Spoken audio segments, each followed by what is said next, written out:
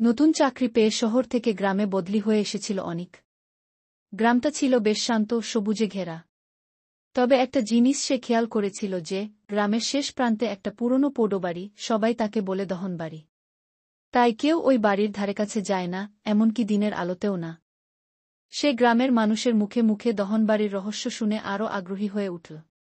কারো মুখে শোনা যায়, রাতে ওই বাড়ি থেকে মেয়ের কান্নার আওয়াজ আসে। কারো মতে কেউ বাড়িতে ঢুকলে আর ফিরে আসে না। এসব শুনে অনেক মুচকি হেসে ভাবল, আধুনিক যুগে এসব ভূতের গল্পে কেই বা বিশ্বাস করে। এক সন্ধ্যায় সে সিদ্ধান্ত নিল, যাই হোক, একবার দেখে আসবে দহনবাড়ি। একটা টর্চ আর মোবাইল নিয়ে সে রওনা দিল। বাতাস ছিল থমথমে, পাখিরাও যেন চুপ হয়ে গিয়েছিল। দহনবাড়িতে ঢুকে সে দেখতে পেল, ঘরগুলোর দেয়ালে ছোপ ছোপ ধোঁয়ার দাগ।